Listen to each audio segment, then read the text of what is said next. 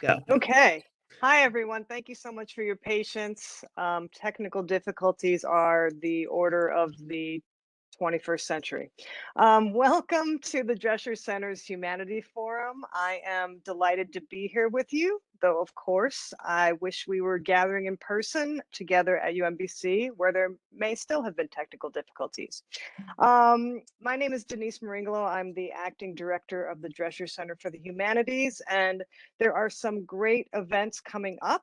To learn more, I encourage you to take a look at the Drescher Center website, which is dreschercenter.umbc.edu. Just before we get started, I just want to make some quick announcements. First, I want to acknowledge that UMBC was established upon the land of the Piscataway and Susquehannock peoples.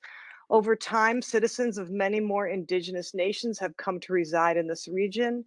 We humbly offer our respects to all past, present, and future indigenous people connected to this place. I also want to thank the Departments of English and the Department of Visual Arts for co-sponsoring today's event. Q&A will take place directly after the lecture. Questions can be submitted at any time using the Q&A chat box. To enable the Q&A chat box, you may need to click on the three dots at the bottom right corner of the screen and select Q&A. We have live captioning during this event, and you can enable captioning by clicking on the three dots and selecting Multimedia Viewer.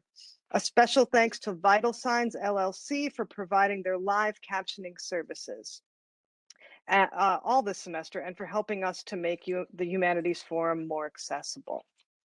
The talk tonight will be recorded and it will be made available on the Drescher Center's YouTube page. You can also connect with us on social media, including Facebook, Instagram, and Twitter. One more announcement before we turn to the introduction of our speaker. I want to preview our next event for the semester. On Wednesday, March 16th at 4 p.m., the Department of Philosophy will present their Evelyn M. Barker Memorial Lecture titled Climate Change and Institutions for Future Generations, Calling for a Global Constitutional Convention. The speaker is Stephen M. Gardner, who's the professor of philosophy and director of the program on ethics, and the Ben Rabinowitz Endowed Professor of Human Dimensions of the Environment, all at the University of Washington. Professor Gardner says that we are in the early stages of a new intergenerational turn in political philosophy. This turn is largely motivated by the threat of global climate change. In his talk, Dr. Gardner argues that part of the problem is a serious governance gap for concern for future generations, and he proposes a solution, a global constitutional convention. This event will be held in person in the Alvin O. Kuhn Library Gallery. And now, finally, to introduce our terrific speaker for this evening, I want to introduce my colleague, Jessica Berman, a professor of English here at UMBC. Hi, all, and again, thank you for your patience. Hilary Chute is Distinguished Professor of English and Art and Design in the Colleges of Social Sciences and Humanities and of Arts, Media, and Design at Northeastern University. She holds a PhD in English from Rutgers and was on the faculty of the University of Chicago before joining Northeastern. A recipient of numerous honors and prizes, Dr. Chute has held research fellowships at the Harvard Society of Fellows, the American Academy of Arts and Sciences, and the Newhouse Center for the Humanities at Wellesley College. Hilary Chute's academic work is capacious, encompassing contemporary fiction, visual studies, American literature, gender and sexuality studies, literature and the arts, critical theory, and media studies. But she's best known for her scholarship on comics and graphic narrative. In fact, she was at the forefront of the founding of comics as a field of study, helping the Academy catch up to what many in the general public have long known, that comics can be complex and formally rich venues for historical inquiry and narrative discovery. Dr. Chute has made that case throughout her career, beginning with her first book, Graphic Women, Life Narrative and Contemporary Comics in 2010, which examined the work of 5 authors, including Marjane Satrapi and Alison Bechdel, with whom she has also collaborated. Chute and Bechdel co-taught a seminar at the University of Chicago at one point, and wouldn't we all have wanted to be in that class? Beyond her research on women in the world of contemporary comics, Dr. Chute has been a student and champion of Art Spiegelman's Mouse since the beginning of her career. In fact, she credits reading Mouse in grad school for her turn towards comics as her life's work. So I think the one and only thing we might find ourselves agreeing about with those who have recently banned that book is that it clearly has wide-ranging and long-term impact on its readers. I know it did for me. Dr. Chute was the associate editor of the 2011 collection MetaMouse, a book in which Spiegelman re-engages with his masterpiece, addressing questions like why write about the Holocaust, why use mice as figures, and of course, why comics? The volume won a National Jewish Book Award, among other prizes. In 2014, Dr. Chute published a volume of interviews with contemporary cartoonists called Outside the Box. Her 2016 book, Disaster Drawn, Visual Witness, Comics and Documentary Form, made the case for the seriousness of comics, taking up not only Spiegelman, but also the work of Joe Sacco, Jacques Caillot, Keiji Nakazawa, and others. The book chronicles the stunning capacity of graphic narrative to bear witness to trauma and shows how hand-drawn comics has become a serious medium for engaging history. By interlacing multiple temporalities over the space of the page or panel, comics, Chute argues, can place pressure on conventional notions of causality and become a powerful form of historical witness. Dr. Chute's most recent book, Why Comics? From Underground to Everywhere, 2017, is an attempt to bring this deep scholarship on the comic form to a broader, more general audience. She traces the history of comics and offers portraits of the men and women behind them, while illuminating the power of graphic narrative through a variety of themes like why disaster, why suburbs, and why punk. It was named one of the best books of 2017 by Kirkus Reviews and one of the 100 notable books of 2018 by the New York Times. Dr. Chute has also edited and co-edited a variety of special issues of journals, has written for publications including Art Forum, Book Forum, The Believer, and Poetry, and is a comics and graphic novels columnist for the New York Times Book Review. Her talk for us today is entitled Graphic Medicine, Comics in the Age of COVID. Please join me in welcoming Hilary Chute. Hi, can everybody hear me? Yes? Okay, great. I want to thank Jessica Berman for that, that introduction. I'm really honored by how thorough that introduction is. And thank you so much for discussing and framing my work in that way. I'd also like to thank Courtney Hobson and Denise Marangolo for making this event work and for facilitating it. I would love to share my screen at this point. Do I do that myself? Okay, can we go to the first slide and then will I be able to control it?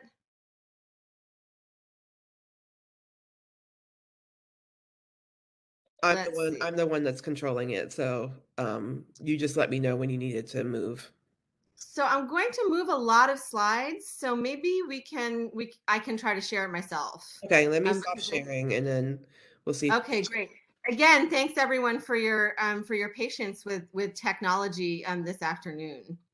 So I think once you stop sharing, I will be able to share. Yes, I've stopped sharing now. It's not giving me the option yet.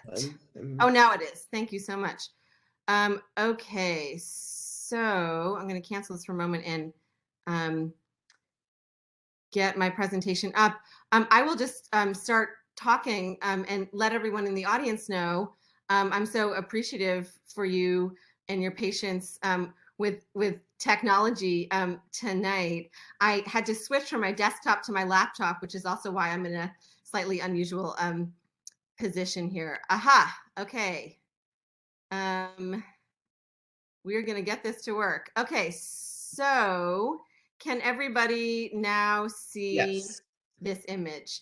Yes. Fabulous. Okay, so this is a placeholder image.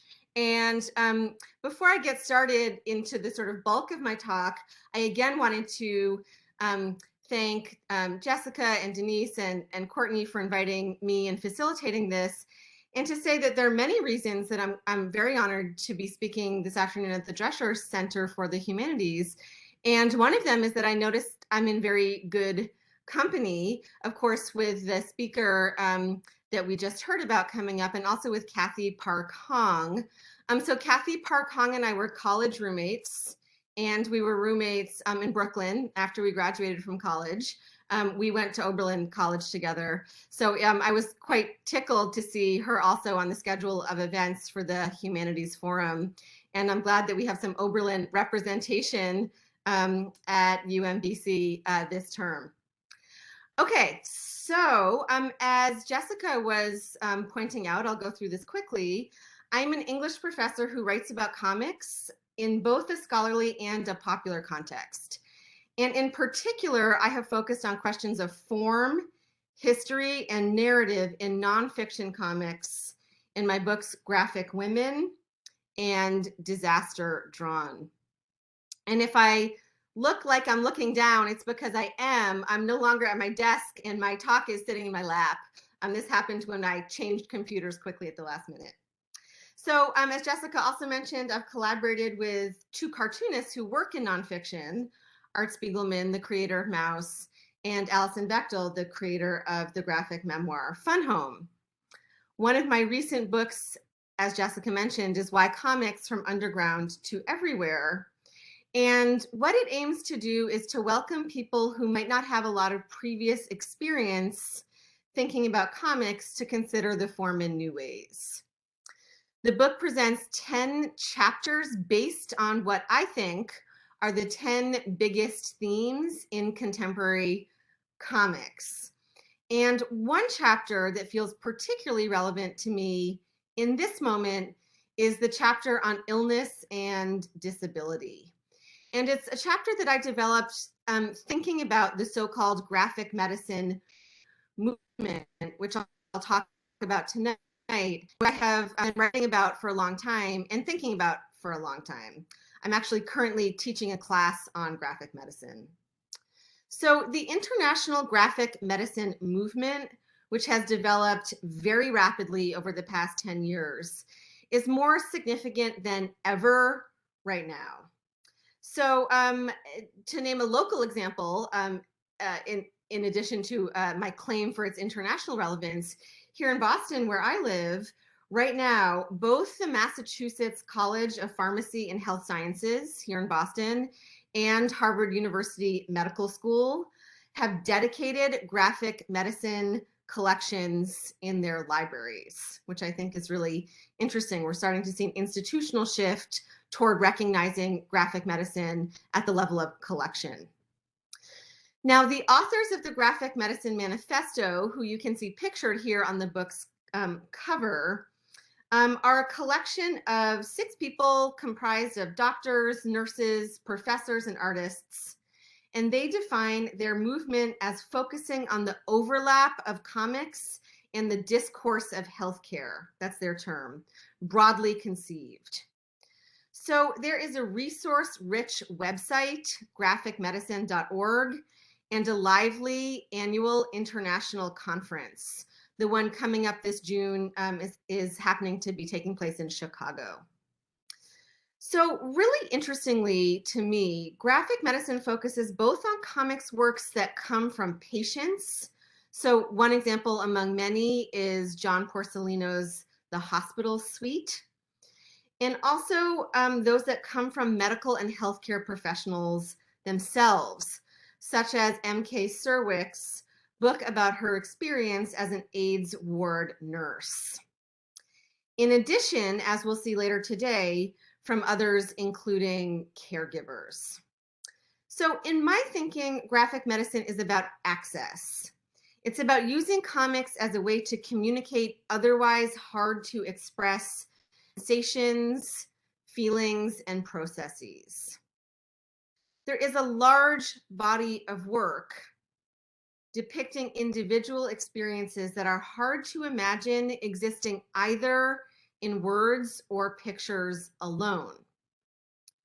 So comics is a compelling form because of its capacity to show in addition to tell, and also to produce self-conscious attention to its own acts of showing and looking through the grammar of comics, which is made up of boxes, balloons, grids, gutters, and bleeds, which in printing parlance is when an image runs off the page. So comics can communicate a range of information that cannot take shape only verbally. And here, just as a quick example, I think of the faces that are used in a medical context as pain scales for patients to communicate what they're feeling to doctors. So there's an understanding that there's a certain kind of experience that isn't necessarily articulable verbally. Now, creators of comics are able to communicate their subjective experiences, say of pain, or their understandings of disease and diagnosis effectively in a hybrid word and image medium that opens itself up to complicated and often visceral affects, and also to diagramming space.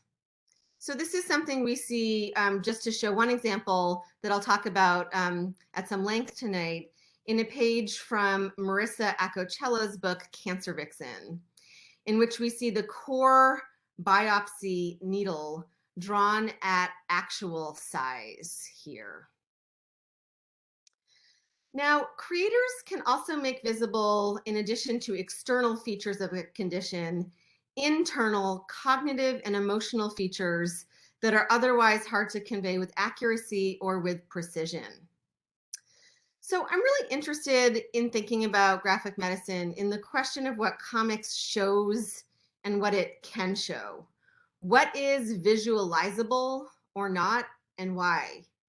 And what is communicable or not, and why?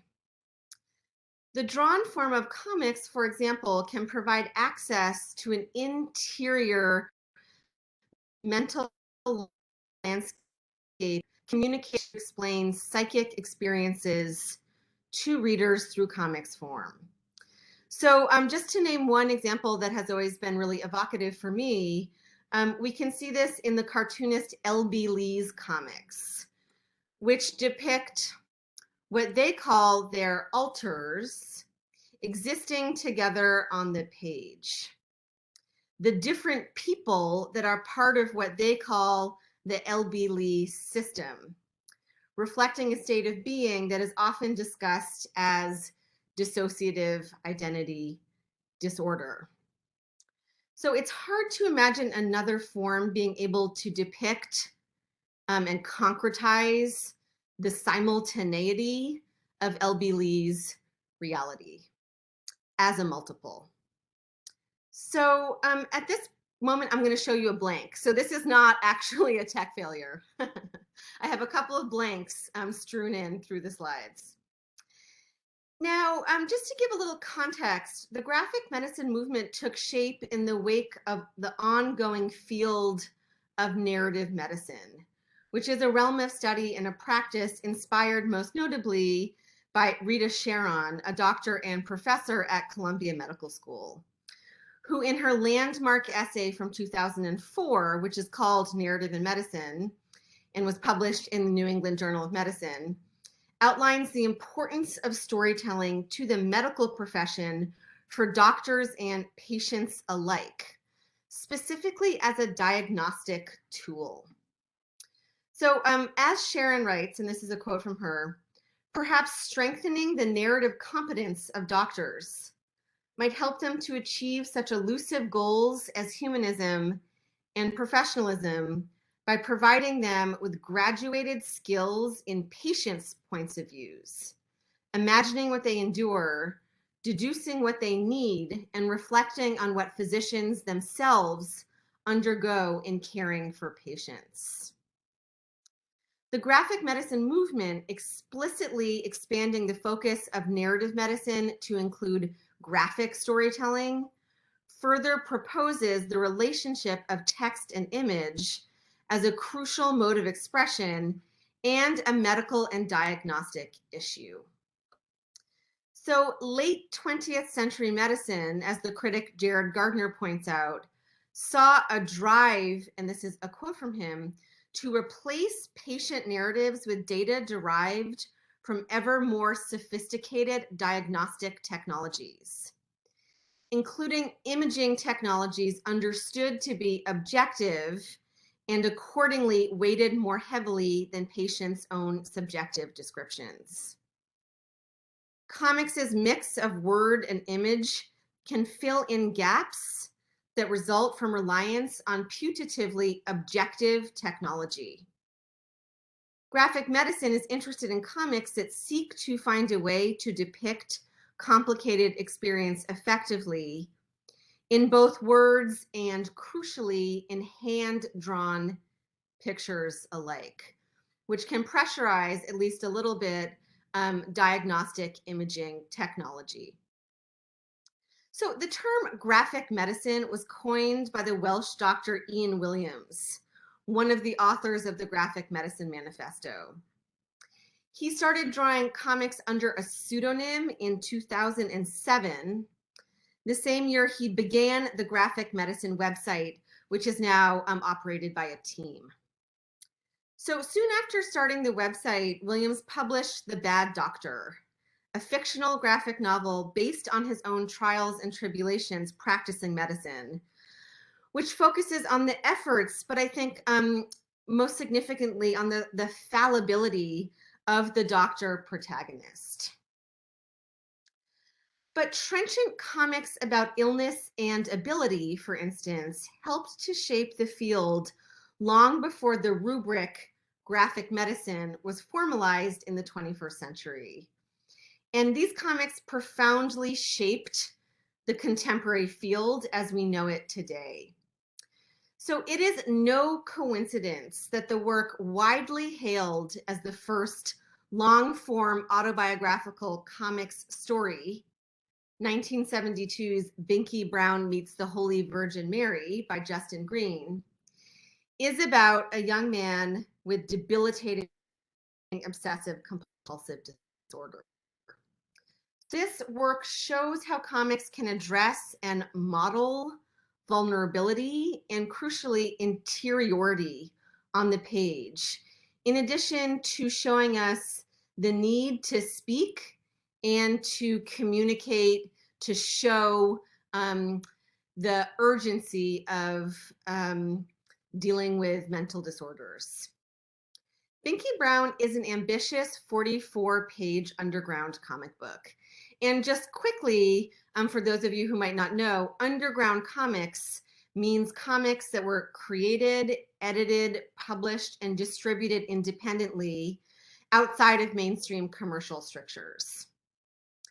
Greene's comic book, which is one story from front to back, which was unusual for the time in the 1970s, is serious and personal, and it set the terms for the entire graphic novel field to come, which is to say, as Art Spiegelman puts it, for the idea of comics as a medium for self-expression. And that's a quote from him. Art Spiegelman has often said that he owes part of his Pulitzer Prize for Mouse to Justin Greene, and that without Justin Greene's Binky Brown, he would never have thought to start composing a comics work that looked inwards, at least in part, and was about his own family. Even when graphic novels had much, much less cachet than they do now, formative works in the field were shaped, as we can see with Justin Greene, by illness and disability. So we see this with Binky Brown Meets the Holy Virgin Mary, the inaugural work of comics autobiography, which is now a thriving field. And we see it with later work, but early work in terms of graphic novels development as a field. Titles such as English cartoonist Al Davidson's book, The Spiral Cage from 1990, which is about his spina bifida, and Harvey P. Carr, Joyce Brabner, and Frank Stack's book, Our Cancer Year from 1994. David Wojnarowicz's AIDS-focused 7 miles a second, a collaboration with cartoonists James Romberger and Marguerite Van Cook, was released posthumously in 1996 after the art star's death from AIDS at age 37. First published by Vertigo, DC Comics' darker and adult imprint, this work has become a cult classic. Chock full of beautifully colored, if terrifying, surrealistic images, 7 miles a second presents Wojnarowicz's anger, frustration, and sadness about his disease and its effects on his community. Other important early titles address the AIDS crisis too, even in very different contexts. Comics about illness and disability, both mental and physical, have multiplied hugely over the past 20 years as people have recognized the form's immediacy and its diagrammatic ability to display otherwise hard to express realities and sensations. The capacity of comics to be diagrammatic, representing objects in space and time, showing and telling, serves the authors of many different kinds of stories, from those that shed light on institutional spaces like hospitals, to those that present details like the measurements of a core biopsy needle, to return us to Accocella's Cancer Vixen. Now, I want to point out that also appearing at full size in this drawing, in this page, is her drawing of her biopsied tissue from this doctor's visit. Now, the kind of vulnerability that we see here is really key, in addition to the really powerful sheer information sharing for people who might not know what this procedure looks like and what it entails. Comics' diagrammatic quality allows Accocella and others to easily diagram medical equipment and procedures, providing specific visual information about treatment and process. Comics can lend itself to didactic diagrams in addition to storytelling ones that don't feel disruptive in the flow of a comics page the way they might in other contexts. Further, in this page and in the book throughout, Accocella not only demystifies procedures, which is what this drawing to size is about, but she also visualizes her disease, her cancer, as she understands it, which here we can see is something external to her, these little green grimacing figures that she is battling. Now, cancer, one of the leading causes of mortality worldwide, is a common theme for seasoned comics professionals and amateurs alike. So a short list of graphic novels about cancer, in addition to those I've noted, includes Stan Mack's Janet and Me, Miriam Engelberg's Cancer Made Me a Shallower Person, Brian Fee's Mom's Cancer, David Small's Stitches, and Jennifer Hayden's boldly titled The Story of My Tits. There is also, to name just a few subjects in a now vast field, profound autobiographical work about epilepsy, for example, David B's Epileptic, an international sensation translated from the French, about chronic pain, for example, John Porcellino's Hospital Suite, about herpes, as in Ken Dahl's book Monsters, about lupus, as in Julia Wirtz's book The Infinite Weight, Alzheimer's disease, as we see in Sarah Levitt's book Tangles, anorexia, as we see in Katie Greene's Lighter Than My Shadow, and Parkinson's, as we see in Peter Dunlap Scholl's book My Degeneration.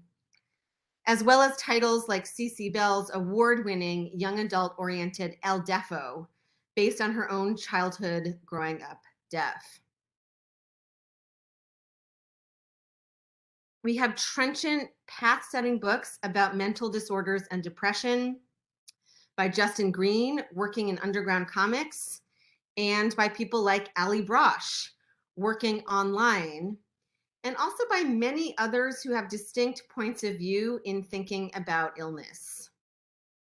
Well, we have Ellen Forney's Marbles, Mania, Depression, Michelangelo, and Me, a graphic memoir about her own bipolar illness.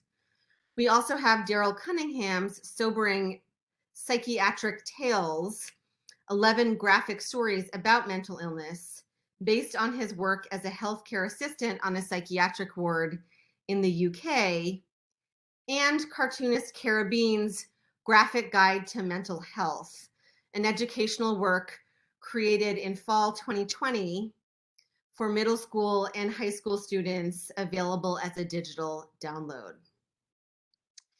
And while we have lots of bracing nonfiction comics work, such as by Dr. Shirlene Obi, who is soon to publish her book on rotation, we also have brilliant fiction across genres, like Charles Burns's book Black Hole and Mikhail Ross's book The Thud.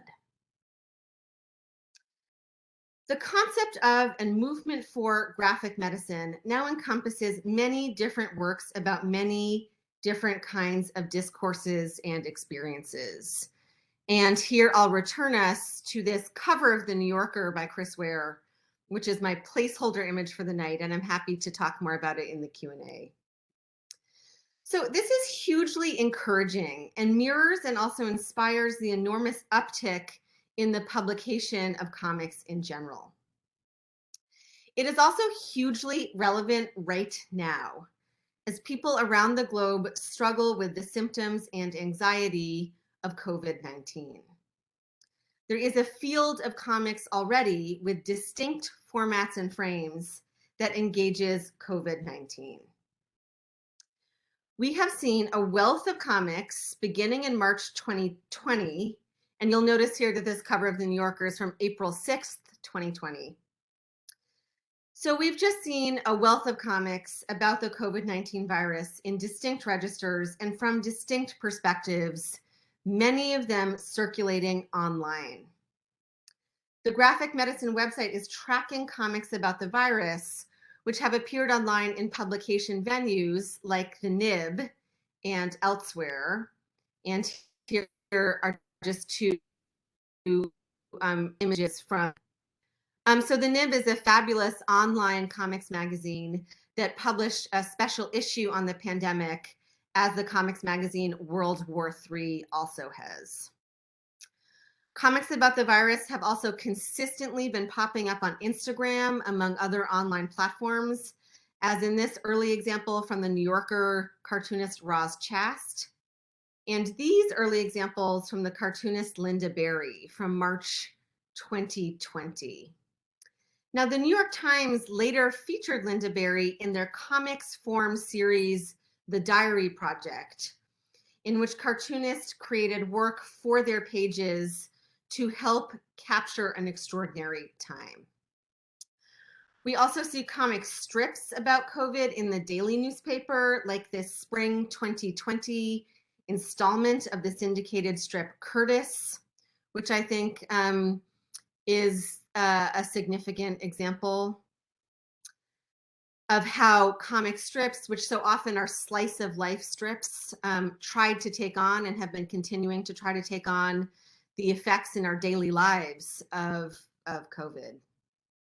Still, other comics were published, like this Diary of Having the Virus, directly on personal websites, and others were sent directly to the graphic medicine website. Now, here's a list showing how the graphic medicine website began taxonomizing all of the coronavirus comics.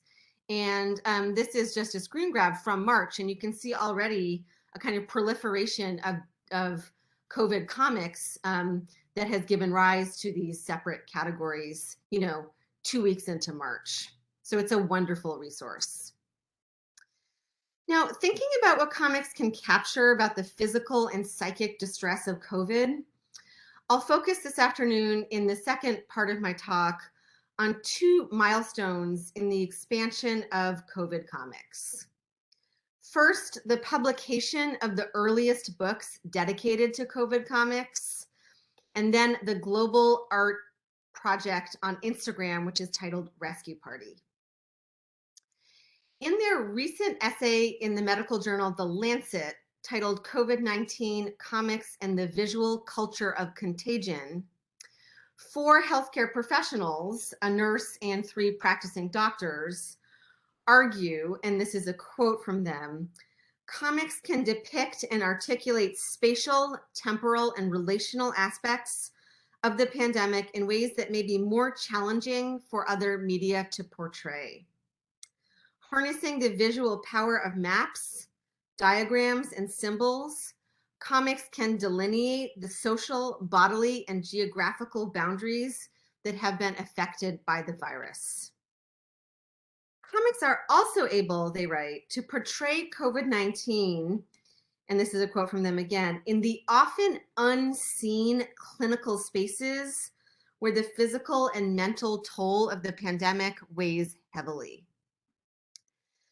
This description by medical professionals of the possibility of comics in our current moment is reflected in the growing number of COVID-inspired comics. So just 5 months after lockdown in the United States, thick in the pre-vaccine pandemic era, came the publication of the first book of COVID comics, Pandemics, Quarantine Comics in the Age of Rona.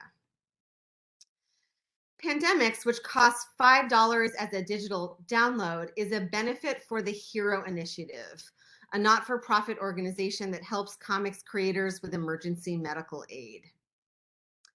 The urgency of the digital platform is significant, as well as the range of work included in the book, from comics journalism, such as we see in the opening piece by Josh Neufeld, to short impressionistic pieces and even humorous ones. Edited by pop culture critic Whitney Matheson and cartoonist Dean Haspiel, this anthology is 56 pages and features the work of 19 cartoonists.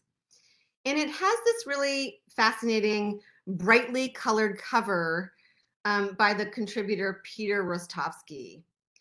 And I'll just say very briefly that I love this cover, which is so bright, and through its color palette, it is in so many ways registering something almost cheerful. So one of my students called this color blue an enchanting blue.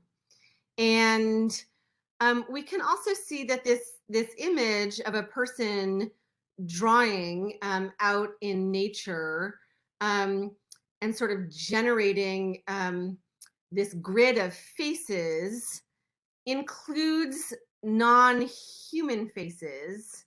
So we get the faces of what looks to be aliens, for example, and a cat, and even something that looks to be some sort of vegetable with eyes and a mouth.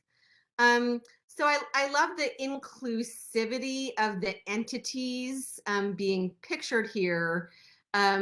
It's a sort of underlining of the fact that COVID affects our entire ecosystem and, intergalactic space too. I also want to note that the shape at the top of the image that's limned by clouds loosely falls into a heart shape. And so there's a kind of tension here between the stress and anxiety of the pandemic and the kind of encouragement of the bright color palette and the shape of the heart. Now, the most striking work in this collection is Josh Neufeld's 6-page story, Supply Chain Superhero. Neufeld's comics journalism opener is a standout. It's a grim and careful piece revealing the inner workings of a New York hospital trying to scrounge necessary equipment.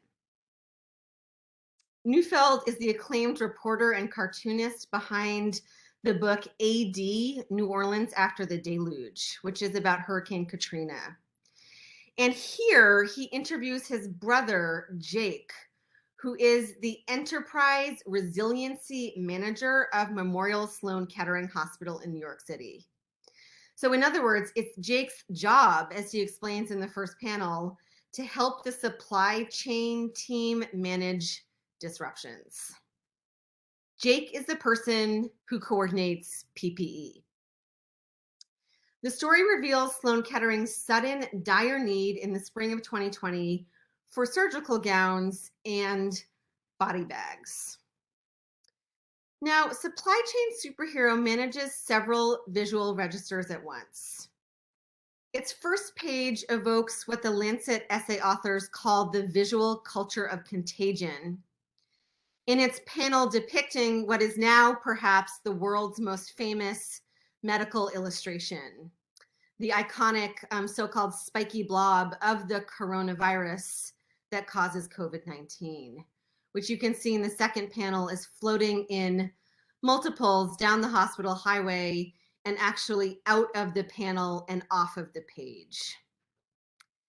Here we see comics make visible the invisible paths of contagion, as the Lancet authors put it. The story also crucially shifts focus from statistics. So for example, we learned that the hospital prior to COVID went through 50,000 masks per week, and generalized visuals of hospital spaces, such as we see in the one with the spiky blob, to a particular person, a cancer patient with COVID who rips out his chemotherapy port and dies.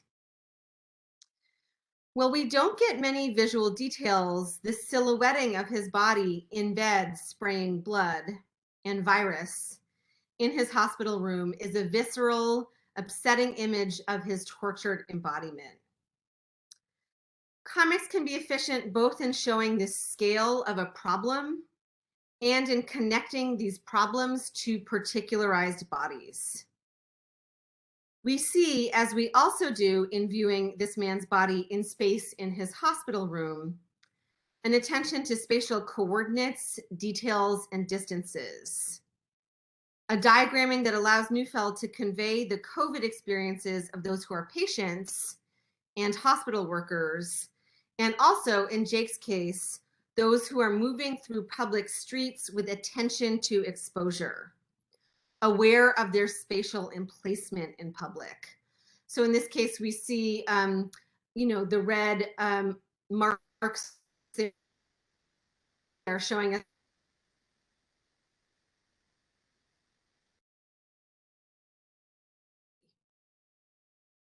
So the frantic rush to procure PPE in supply chain superhero echoes Yale Medical School internal medicine resident Rebecca Osborne's frustrated and darkly funny one-page piece, CDC approved PPE, also from 2020, which she sent directly to graphicmedicine.org. And you can see the punchline is that basically the only kind of PPE that is not approved by the CDC is one that would make a doctor safe. I am reminded, encountering both quick, loose work by, say, doctors and sleek surfaced, deeply researched pages by veterans like Neufeld, how urgent a form comics is. This urgency is especially evident in its ability to telegraph an idea with unmistakable force and to convey detail, sequencing, and feeling, showing us the expressive faces behind the masks and phones, in addition to dimensions and orthography. Now, as the pandemic's collection took shape in the spring of 2020, Penn State University Press, which already boasted a graphic medicine imprint, announced an even newer imprint, Graphic Monday, inspired by COVID-19's effect on narrative, and they issued a public call for comics about COVID. COVID Chronicles, a comics anthology, the resulting inaugural book in their series, appeared about a year ago, joining Pandemics as the second book collection and the first in print dedicated to COVID comics. The cover of this later volume, as you can see, I think reflects the stress of the duration of the pandemic. It feels in many ways grimmer than the cover of Pandemics. So it pictures what might be described as zombie-like citizens in the shadow of and perhaps fleeing the enormous disaster movie-like COVID-19 icon, with people masked in contrast to Pandemics' colorful suite of bare faces. And, you know, we can also note that the color palette here is more sand colored, less vibrant. And this color palette reflects the kind of weary feeling that the people's expressions convey. It's interesting. In my class, everybody agreed that these people look particularly weary, but one interpretation was they're so weary they're not willing to run away, though, from the icon of COVID. And another interpretation was they look like they don't care anymore. So two different ways, at least two different ways to think about this cover. At around 275 pages, COVID Chronicles presents, fiction and nonfiction work by over 60 artists, offering a range of comics about how COVID shapes and relates to name just a few examples, eviction, telehealth, Native American traditions, funeral homes, and the work of librarians. I'll quickly spotlight three pieces that offer distinct perspectives and genres. COVID Chronicles gives us comics form essays, for example, Kay Sohini's Pandemic Precarities, an account from the intersection of two worlds, which focuses on making vivid, in her words, the obscene wealth disparity, ableism, racism, sexism, and bigotry that COVID has exposed and amplified. Sohini is a graduate student at SUNY Stony Brook, writing a dissertation that unfolds in part in comics form. Comics COVID Chronicles also collects what we might think of as patient perspectives. So say, for example, COVID-19 Diary by New Yorker cartoonist Jason Chatfield, which was previously published on his website in April 2020. Chatfield offers an evocative comics page a day for 12 days of experience battling COVID. From day 4, which we see here, horizontal is your friend, is the header, to the striking day 7 with the header, try to finish a sentence, which is devoid of images, but which reveals that inability through scratchy lettering overtaken by ink blotches, demonstrating through the expressivity of comics' handwriting how debilitating COVID was for him.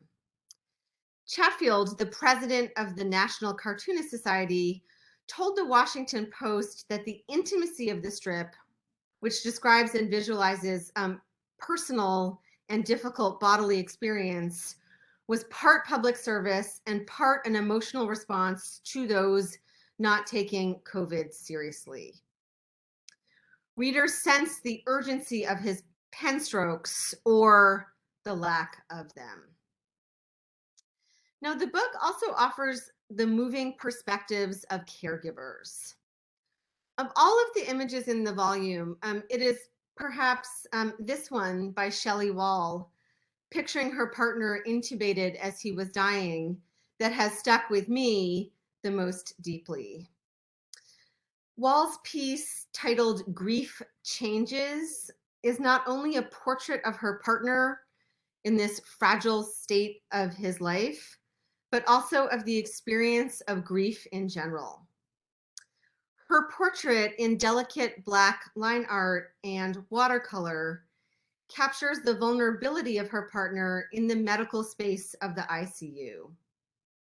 And yet also, even in this compromised position, her care and her respect for him.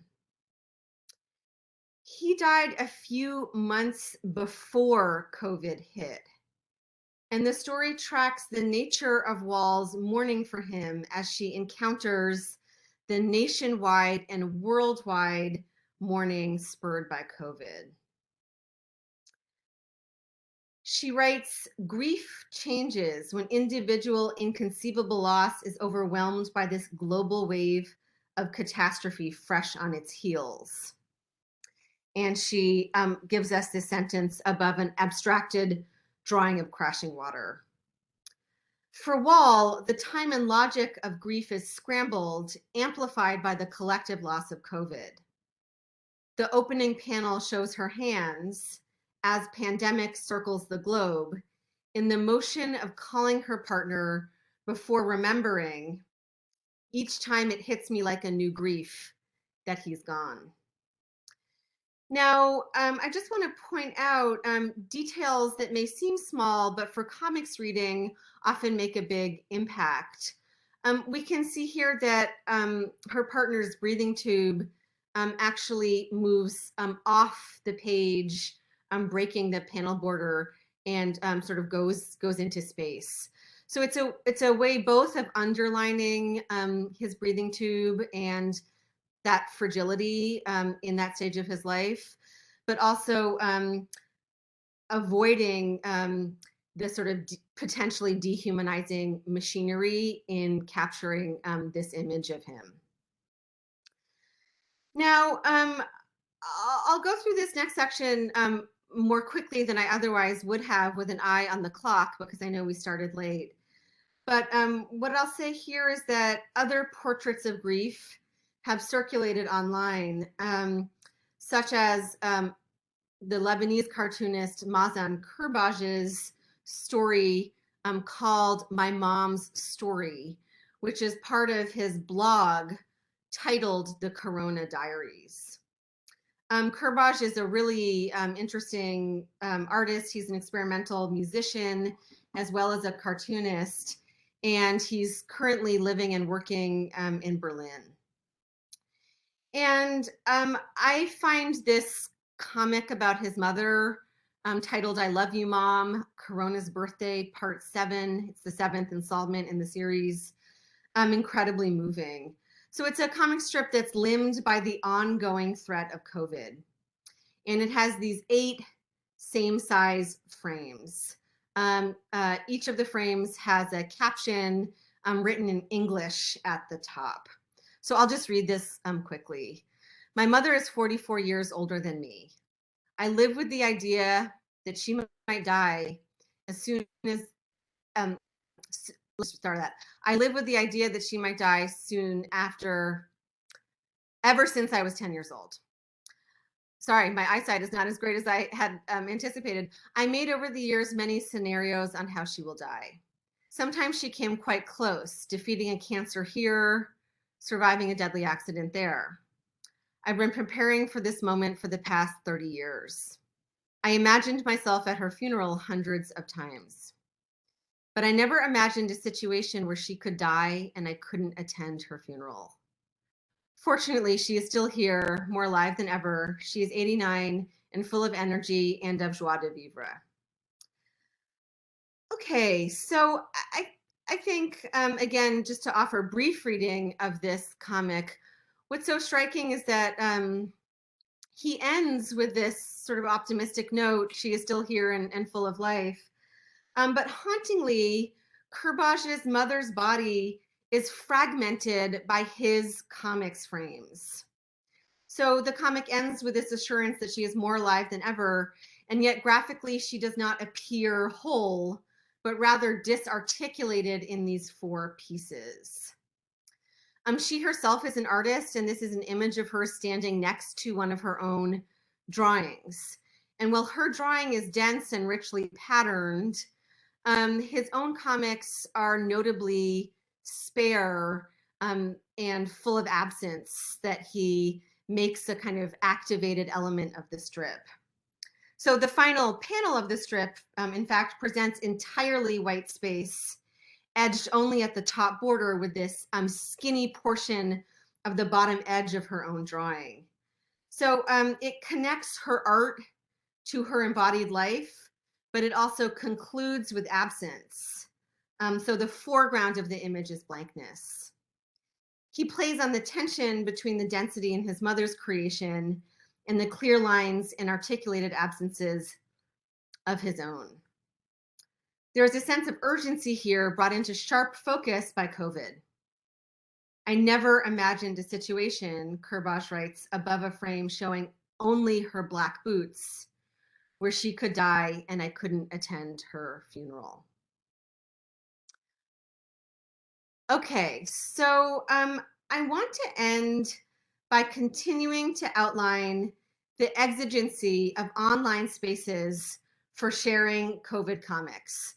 So I'll get to this image in just a few moments and explain what it's doing. So this is the global Instagram art project called Rescue Party. This is one image from one installment of Rescue Party. So here's what Rescue Party is. On April 1st, 2020, the editor and curator Gabe Fowler put out an open call on Instagram. And this is what he wrote. We all need something positive to think about. And a lot of us have time on our hands. So let's do a project together. Who wants to make something? Please send comics visualizing your ideal future in a utopian world after we survive this moment. Eventually featuring over 250 short comics from more than 50 countries and becoming one of the most moving art projects of the pandemic era, the resulting Rescue Party series, in which each entry is a 9-panel comic story, ballooned into a large-scale global collaboration between artists and, crucially, regular people answering this call, all trying their hand at expressing, in Fowler's language, a utopian or ideal future post-virus. In other words, daring to imagine life after COVID. The ethos of Rescue Party, with its open call, basic structure, the 9-panel grid, and broad spectrum of published work, is profoundly democratic and conspicuously positive.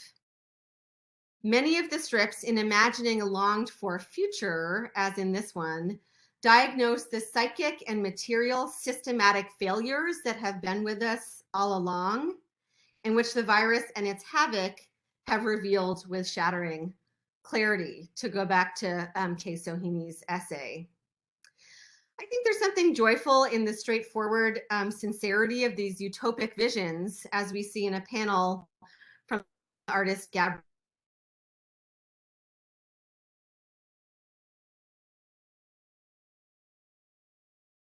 Once this is over. There are numerous strips about touch, and this connects to me with the haptic aspect of creating comics.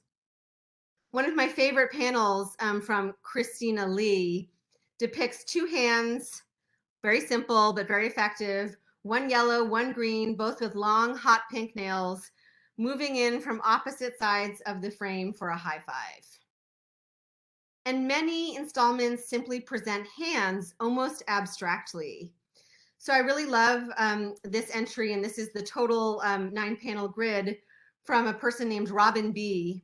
And these graceful, silent images in which we see the middle set of panels are just simple line drawings of hands, black, green, and then blue, emerging out of a kind of ocean of marks, becoming numerous and patterned, and eventually intertwined. Now, there are plenty of flat out funny strips. I love Ida Hartman's blunt opening gambit. Corona isolation had made me painfully aware of how annoying I was and what a horrible state my body was in. She writes above a woman exclaiming, "Arg." But tonally in Rescue Party, there's much that is grim and even dystopian. One striking entry that blends tone, so both dark and hopeful, to searing effect is by the graphic designer and artist Phillip.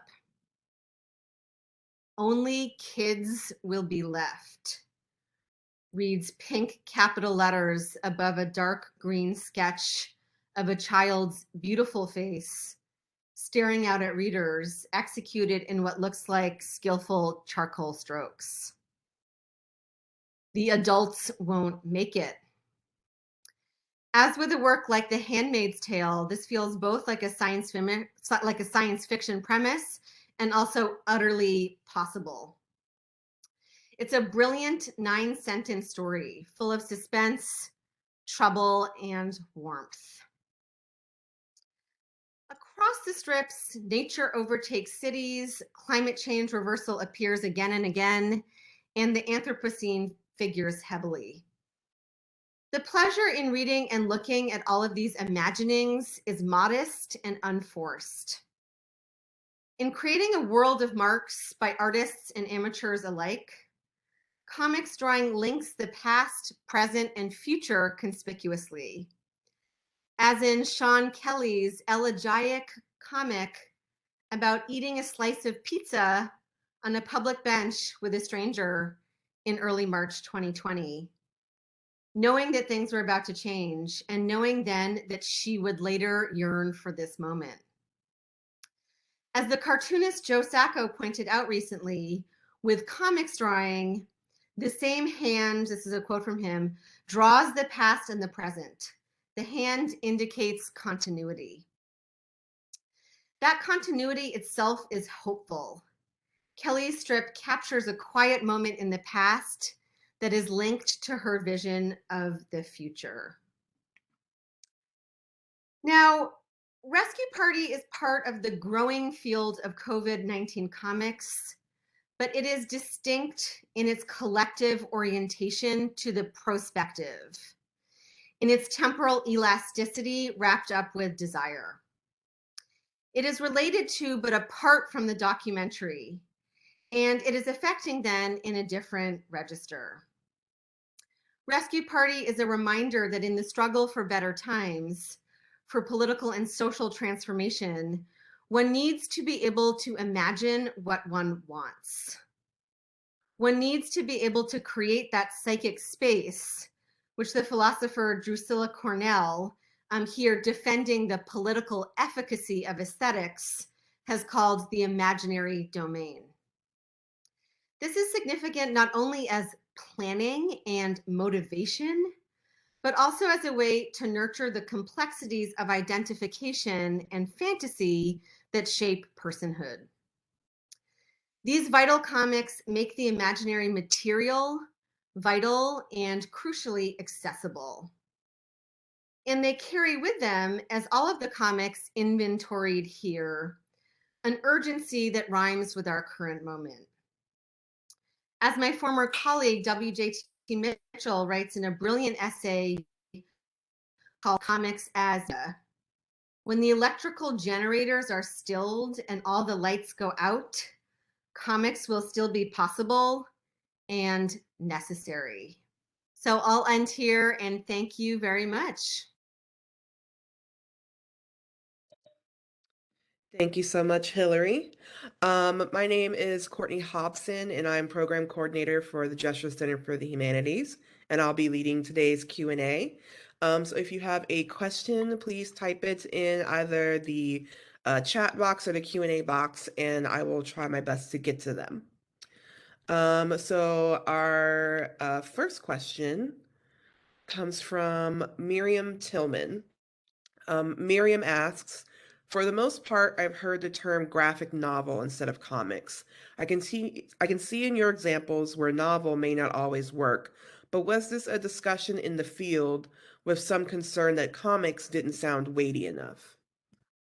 Yes, thank you so much for that question, and hello to Courtney's charming cat. I personally prefer the term graphic narrative because it's inclusive of fiction and nonfiction. And graphic novel essentially is a publishing term and a press term that gained prominence in the 1980s during a moment when the prestige of comics was something that had to be fought for in a way that I don't think it has to be fought for now as much. So this is a term that a lot of cartoonists rallied behind in order to make legible the kind of work that they were doing, work like Justin Greene's Binky Brown Meets the Holy Virgin Mary, long form, serious work, but not everybody liked this term.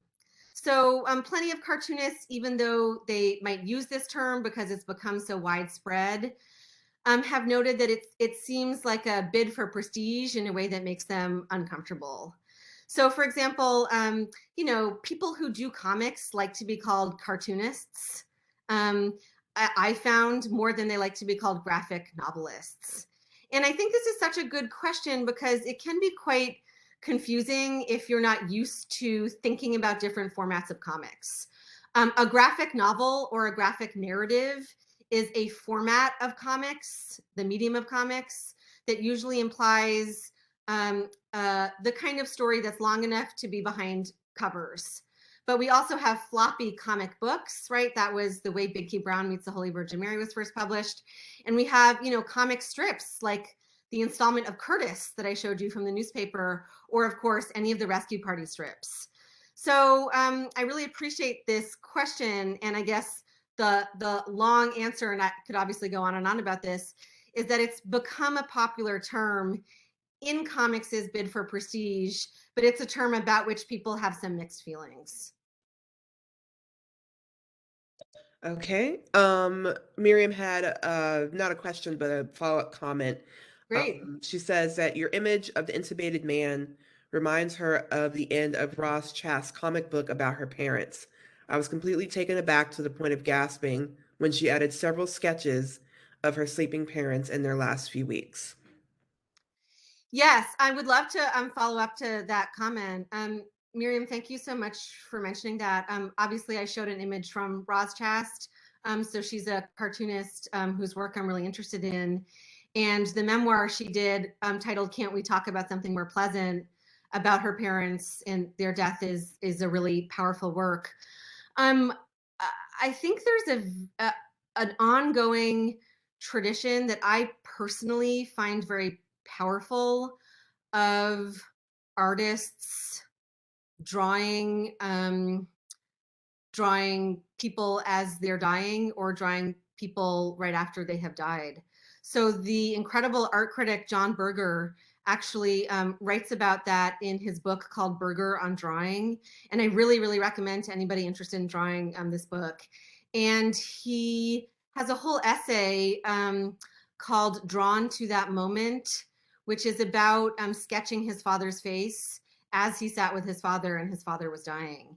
And part of his argument about drawing and the importance and significance of drawing in this moment is about how drawing encodes time in a way that, for example, doesn't. So, W.J.T. Mitchell has said, drawing draws us on. To make a series of marks is to encode a series of temporal moments that, in Berger's view, gives one a connection to the person who's being portraitized or who's being depicted. So I find this fascinating and moving, and I'm really glad you brought it up. Thank you so much. I had a question. I know in your talk you kind of talk about the graphic medicine movement kind of, gaining ground in the last 10 years or so in um, um, some like early comics, especially in the comics that fall under that category, even predating that, talking about the AIDS crisis. Do you know from your research whether or not there are even earlier examples of things that might be considered graphic medicine or graphic comments about medicine, like even further in the past? Yes, Courtney, thanks so much for asking this question. So there's a really interesting sort of like long trajectory of work that we might consider as part of the graphic medicine rubric. So for example, in the 1950s, there was a short-lived but fascinating comic book published by EC, the famous comic book publisher, and it was simply called Psychoanalysis. And it was a series of stories about the experience and the sort of narratives that come out in psychoanalysis. Of course, it wasn't exactly, I think, what any analyst would think of as accurate to the actual experience of psychoanalysis, but it's so interesting to me that it even existed and was published in the mid-50s, you know, fictional stories about the psychoanalytic experience. So I find work like that fascinating. In the 40s, there was also a sort of series of comics valorizing the medical profession and doctors. So there have been a lot of different kinds of work that we could consider, you know, part of this history. But I also just want to say that graphic medicine is a pretty broadly construed conceptual category if we think of it as the overlap of comics and the discourse of healthcare.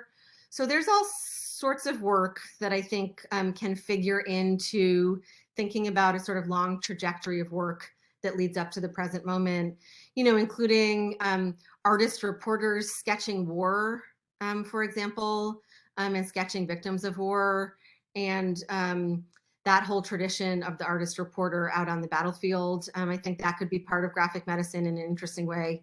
So I think there's a lot there, and I really appreciate that question. Okay, we have another question from Jean Lee Cole. Jean asks or says that they've looked for comic strips about the 1918 flu pandemic and found very few. They were all about the end of World War I. Have you located any? She says that she found a few in Crazy Cat, but that's about it. So that's a great question. So I haven't located any that came out around the time of that pandemic. I did show very briefly an image from a contemporary strip about the 1918 pandemic, but I myself have not been able to find much that's an actual comics work taking on the 1918 pandemic. So I think that's an area of research yet to happen. Thank you so much for that question. Okay, another question comes from Jessica Berman. She says she's captivated by the way you discuss graphic narratives' capacity to depict temporality, especially in that final example. Do you think it is stronger than the way a written narrative might deal with temporality, and why? In the final example of Shelley Wall's portrait of her partner, that the example that came up in discussion, or the comic from Rescue Party? I mean, I could answer either way. I was just curious. I'm going to wait to see what she says. Either. Okay, either. Okay, so I will I'll take that on. I mean, I think one of the really fascinating aspects of drawing goes back to this idea that John Berger talks about, which is drawing as encoding time, because it's not an instantaneous form. It's a form in which there are series of books that are made. You know, I think that the way people read tends to be fairly linear, but the way people look at an image isn't linear at all. And the way people draw an image by hand, as opposed to taking it with a camera, for example, is not capturing that simultaneity of moments that you get in looking at a drawing or creating a drawing.